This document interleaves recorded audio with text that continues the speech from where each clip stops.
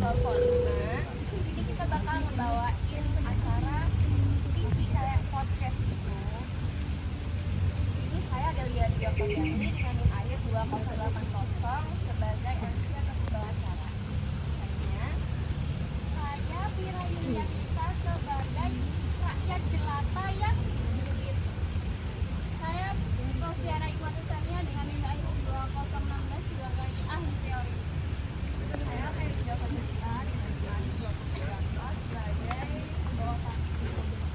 Saya Rizky Nur Ramadhani dengan nilai 23 sebagai penyair.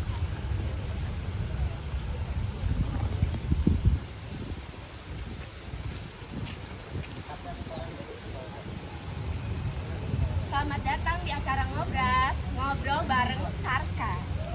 Ya, tempat di mana teori ekonomi bisa lebih tajam dari silet. Topik kita hari ini tentang pengelolaan kekayaan untuk anggaran dan aset dalam pandangan Keynesian. Konteksnya soal dana antara. Judulnya aja udah dana antara. Dana antara siapa sih? Oke, jadi sebenarnya dana antara ini termasuk dalam badan pengelola investasi yang sudah ada dari Februari 2024 kemarin. Dana antara ini artinya kekuatan masa depan Nusantara dari kata-kata Daya Anagata Nusantara. Ini sempat hype banget di Twitter karena anggarannya itu bisa nyampe 15 triliun menurut IT Insight. Berat banget ya teman-teman. Tapi ada yang lebih berat lagi, isi puisi dari si pujangga ekonomi rasa jurnalis investigasi yang kita panggil Rizky. Tapi nama kerennya tuh Kiki, bukan Kiki Saputri yang biasa ngerosting. Oke Kiki, Kiki.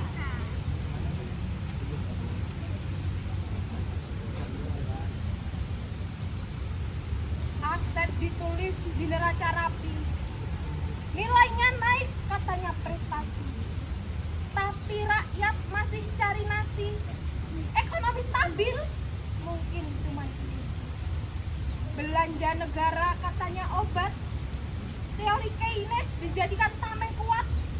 Tapi kalau dananya lari ke proyek sobat, itu namanya bukan stimulus, tapi maksiat. Oke teman-teman, tajam banget ya puisinya. Selanjutnya kita punya pantun dari si pelipur luka. Melinda, bukan pedangdut tapi pantunnya bikin cena-cena.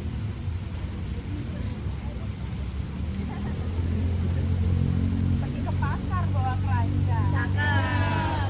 Nyari diskon biar tetap senang. Cakep. Katanya defisit demi pembangunan, tapi realisasinya entah kemana terbang. Waduh, mana tuh? Beli batik di toko lama. Cakep. Warnanya luntur dibilang estetik. Waduh, nggak punya pengelolaan asetnya prima, tapi datanya simpang siur dan sedikit. Aduh, kacau. Gak bahaya tak? Iya bahaya ini teman-teman. Gimana? Udah mulai berasa gerah panas nggak? Udah ya? Oke, supaya nggak dikira kita ini minggir doang, kita punya ahli teori yang pemikirannya itu kenceng banget kayak motor GP. Siapa lagi kalau bukan Rossi? Baik, kita serius sedikit ya, tapi tetap sarkas. John Maynard Keynes adalah ekonom yang berperan percaya bahwa saat ekonomi lesu, negara harus belanja besar-besaran. Tujuannya biar daya beli masyarakat meningkat. Nah, dari situ muncul kebijakan fiskal seperti anggaran dan aset yang dikelola supaya ekonomi ini tetap jalan. Tapi kalau belanjanya malah buat tadi itu bukan infrastruktur, itu bukan Keynesian namanya, tapi itu kelakuan. Kalau asetnya nggak dikelola, cuma ditata doang, itu bukan strategi, itu cuma inventory buat dijual waktu negara butuh uang cepat. Keynes ngajari stimulus, bukan dalih buat korupsi. Wah, Mbak, berarti selama ini kita tipu sama teori yang dibelokkan ya? Bisa aja. Aku pikir negara tuh kayak emak-emak gak sih? Kenapa tuh makanya kalau punya aset ya disimpan, kalau punya uang ya banyak. Ternyata loh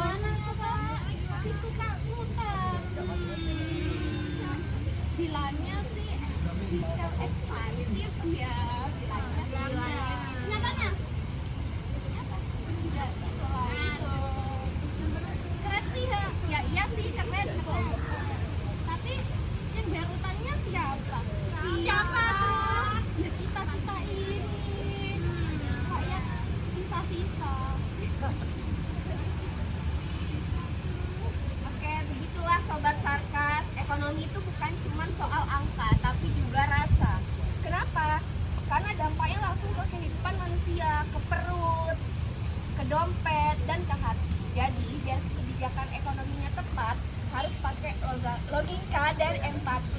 Terima kasih sudah nonton Ngobras. Semoga Sarkas hari ini bikin kita lebih sadar, bukan sekedar nyindir.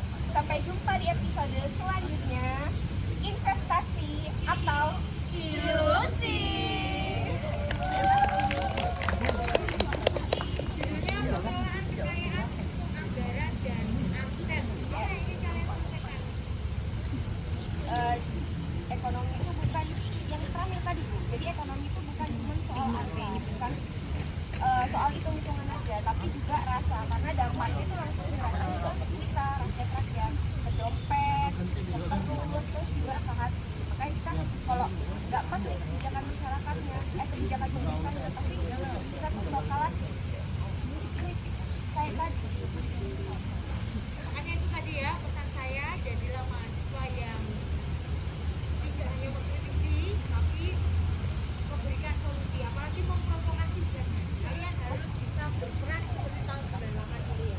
Oke, Rofiana Wismatus, Rizky Nur,